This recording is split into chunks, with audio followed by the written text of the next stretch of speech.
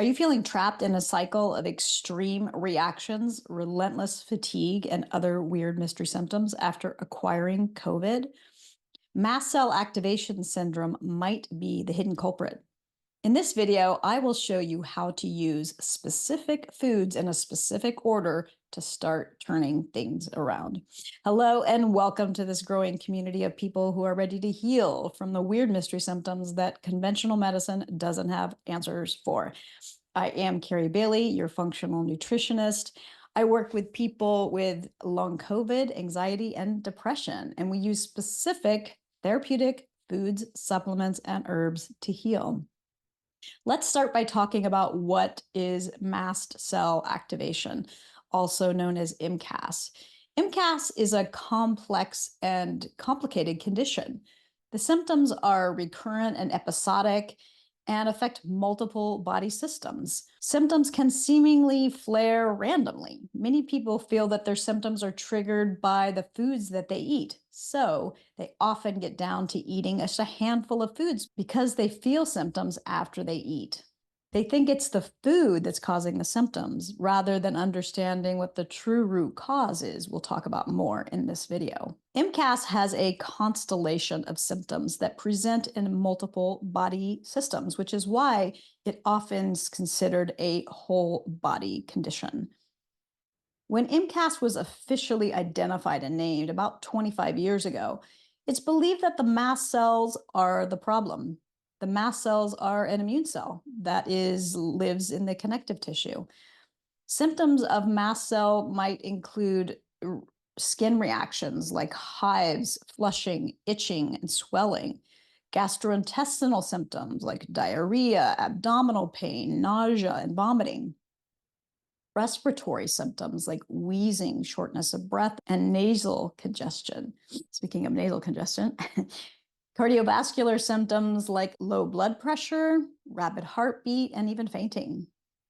You might have neurological symptoms, headaches, brain fog, and fatigue. MCAS can be challenging to diagnose because its symptoms overlap with a lot of other conditions. This is similar to chronic fatigue syndrome. It's very subjective, and it often requires a differential diagnosis. And if you want to know more, go back and watch the video that I created last week, and I talked a little bit about differential diagnoses. Here's my take on what's really going on with mast cell, with my experience with anatomy physiology. And MCAS is a full body condition because not only is the connective tissue throughout the body, but guess what else is?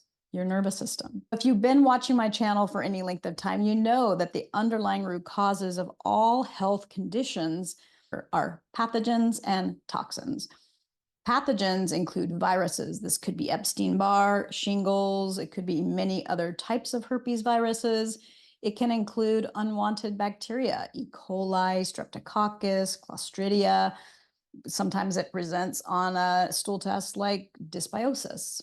I believe that MCAS symptoms stem from an inflamed nervous system, which is triggering symptoms all over your body.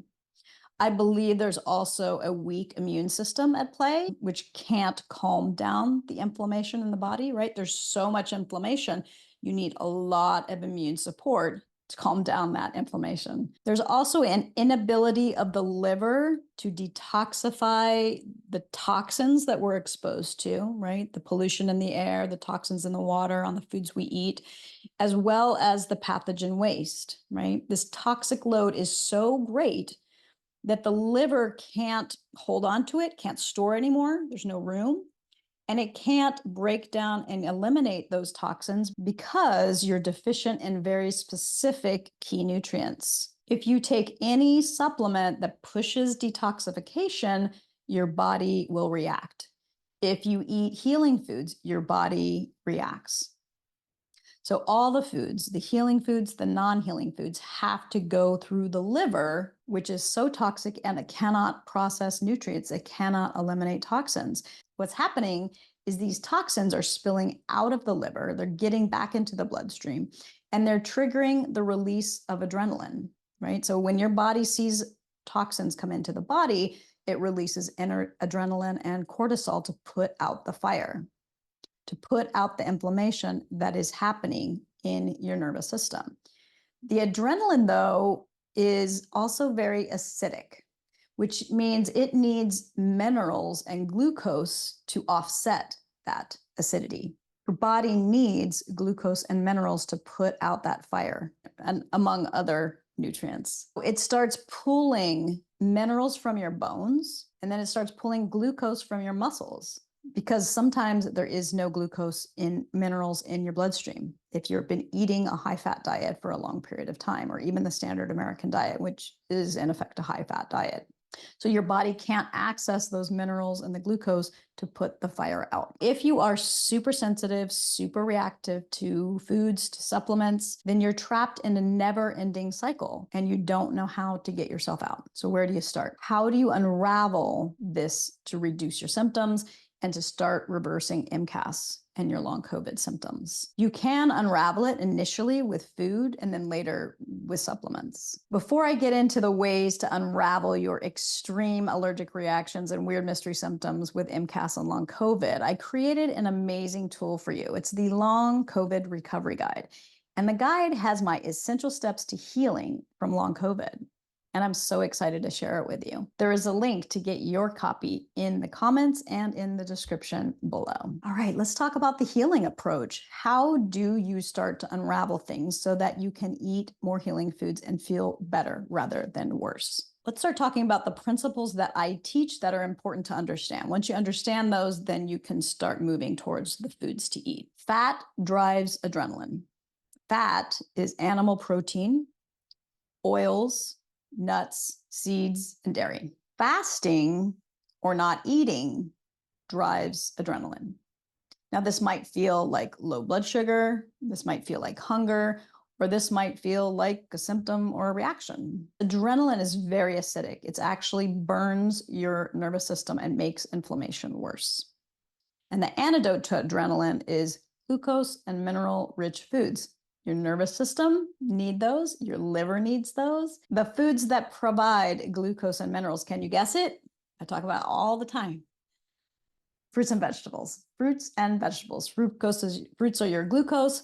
Vegetables can be glucose, but they can also be minerals as well. One of my other principles is the principles of food combining. You want to avoid eating fat with grains, with winter squash, with potatoes, with sweet potatoes, and with fruit. Anything rich in glucose. So that includes honey or maple syrup. You want to avoid eating fat with those. When you do eat fat, animal protein, nuts and seeds, oils, things like that, those should only be eaten with non-starchy vegetables. These are mostly the vegetables that you're going to go on a salad or a stir fry. The best time of day to eat fat when you're food combining is with dinner. This gives you plenty of space from the time you wake up to before dinner to getting in your glucose-rich foods and your mineral-rich foods. And I've talked about before how the fat thickens your blood. So having fat in your blood, you're not able to get access. Your body's not able, your liver's not able to get access to those minerals and that glucose. The last principle I talk about a lot, and this is especially for my sensitive folks, is start low, go slow with everything, especially if you're sensitive, especially if you're reactive. So let's talk a little bit about how to put things in place, how to implement these principles. This is the exact process that I use with my clients with MCAS, my clients that are sensitive and reactive. So let's say you're down to eating chicken and rice, right? And that's what you're eating for lunch and dinner and you're skipping breakfast. Or let's say you're eating carnivore and all you're eating is meat for lunch and dinner. Step one is to separate out the chicken and rice, because chicken and rice is violating the food combining rules. So instead of rice, can you put in some lettuce? Can you put in some other starchy green? Lettuce is really soft and gentle. It digests well. That's going to be the best thing to put in there. Or any other non-starchy vegetables. It could be green beans. It could be broccoli. It just depends on what appeals to you and what you can eat. The next thing you want to do is drink coconut water. Now, this might be sipping coconut water, again, because this is a healing food. If you put too much healing in, you might react. So sip coconut water throughout the day. So from the time you wake up till right before you eat your dinner. Now you're going to probably want to do this for a couple days to get your electrolyte levels up. Coconut water is nature's best electrolytes. And you want to stop drinking this about 15 minutes before you eat that meal with fat. If you need more water than you're being able to drink with the coconut water, just drink regular water. So you might alternate coconut water, regular water, right? Just don't drink too much coconut water to have a reaction. And then for the next day or two, you're going to want to try to bring in some foods, some gentle foods, maybe like half a banana, half a cup of cucumber juice. And you might want to do that every hour or every 2 hours. Banana being a histamine liberator, again, if you start low, you're not going to have that reaction, right? Because you're going to, if you eat 2 bananas at once, that could cause a problem. But if you're eating half a banana, a quarter of a banana, eating a little bit, letting that digest, then it shouldn't be a problem. And you can eat that and you can digest that in about an hour. So I talked about this before, move all your fats to dinner so that there's more room for you to eat glucose and minerals throughout the day. So our goal is to increase our glucose and minerals to dampen the adrenaline surge. It's like being on a slow drip of electrolytes, right? Which your electrolytes are potassium, sodium, and sugar. So you want to graze all day. You want to eat every hour, stop an hour before your fat meal. And you want to eat small meals frequently. Okay, once you've done the coconut water, then you've added to the coconut water, you've added cucumber and banana, right? You can add on to those with these foods, or you can switch it up, right? It just follow your body, follow your instincts.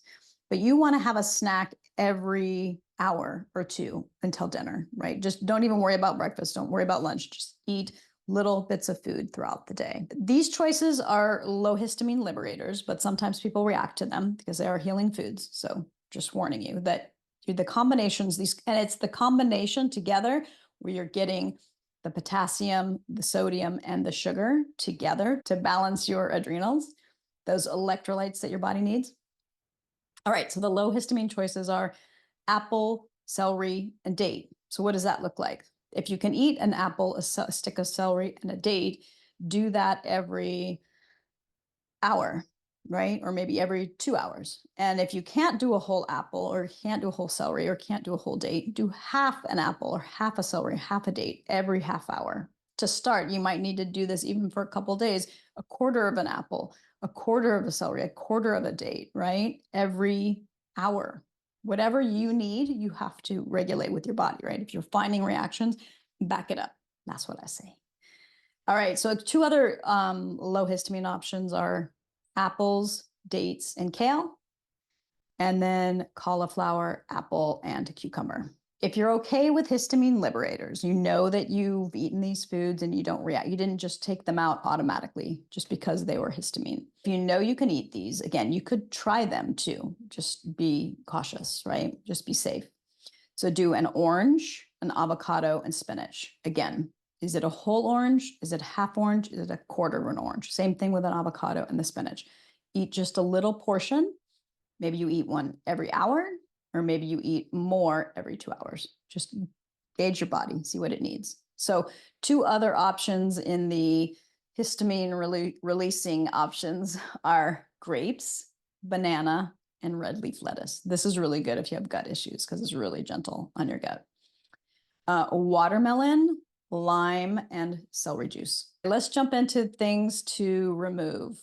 Okay, the number one food that people are consuming, drinks that people are consuming that stimulates their adrenaline is caffeine. So I know this is hard if you're struggling with chronic fatigue and things like that, and this is your thing to do, but this is going to make your symptoms worse. So, but you want to pull it out really slowly. So this includes, caffeine includes chocolate, tea, matcha, even decaf, coffee, kombucha, sodas, medications like Excedrin. So read the label of energy bars and supplements because these stimulate the increase of adrenaline. I want you to taper all of these very, very slowly, no headaches, right? So if you're drinking a cup of coffee, let's say you're drinking 3 cups a day, 2 in the morning and 1 at noon, right? So I want you to, maybe that 1 at noon, you start with switching it to decaf, right? And then then the next day you switch the second one to decaf. And then the next day you take out that lunch one, right? And just keep backing it up slowly, but go slowly, no headaches. Let's take out alcohol, dairy, gluten, and eggs. All right, I know I covered a lot in this video, so go back, give it a second listen, and take notes if you need to. If you found this video helpful, please like, subscribe, and hit the notification button. I'm on a mission to help 1 million people with my videos, so please share this video with someone you feel might benefit. That's it for today. Bye for now.